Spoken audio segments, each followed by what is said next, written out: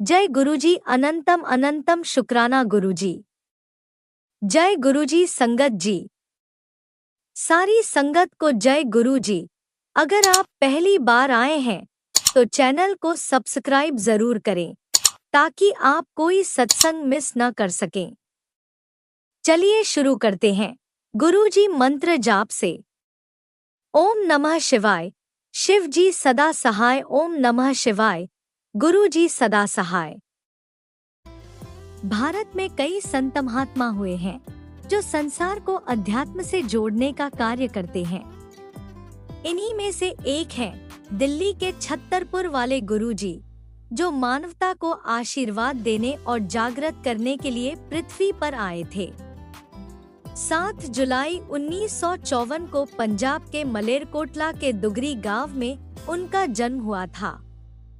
गुरुजी ने अपने जीवन के शुरुआती चरण दुगरी गांव में ही बिताए। स्कूल कॉलेज गए और अंत में अर्थशास्त्र और राजनीति विज्ञान में डिग्री प्राप्त की। उनको जानने वाले बताते हैं कि बचपन से ही उनमें आध्यात्मिकता की चिंगारी थी। इस चिंगारी को पूरी तरह से जलने में देर नहीं लगी। लाखों लोगों के कष्टों को कम करने के लिए गुरुजी के आशीर्वाद की बौछार पृथ्वी पर गिरने लगी। जालंधर, चंडीगढ़, पंचकुला और नई दिल्ली सहित अलग अलग स्थानों पर उनके सत्संग आयोजित होने लगे, जिसमें भक्तों का बड़ी संख्या में जमावड़ा लगने लगा। भारत समेत दुनिया के अन्य हिस्सों से भी भक्तजन उनका आशीर्वाद लेने आते थे। कहते हैं कि गुरुजी के सत्संग में परोसे जाने वाली चाय और लंगर प्रसाद पर उनकी दिव्य कृपा होती थी। भक्तों ने विभिन्न रूपों में उनकी कृपा का अनुभव किया है। गुरुजी की कृपा से असाध्य रोग ठीक हो गए और कानून से लेकर वित्तीय और भावनात्मक समस्याओं का भी समाधान होने लगा। संगत के कुछ सदस्यों का तो यहाँ तक कहना था कि गुरुजी की कृपा से उनको अपने देवी देवताओं के दिव्य दर्शन तक हुए हैं। भक्तों की नजरों में गुरुजी के लिए कुछ भी असंभव नहीं। गरीब अमीर समेत सभी धर्मों के लोगों के लिए खुले थे। सबसे साधारण व्यक्ति से लेकर सबसे शक्तिशाली राजनेता, व्यापारी, नौकरशाह, सशस्त्र सेवा कर्मी और डॉक्टर समेत हर कोई उनका आशीर्वाद लेने आता था। सभी को उनकी समान रूप से आवश्यकता थी और गुरुजी ने सभी को समान रूप से आशीर्वाद भी दिया।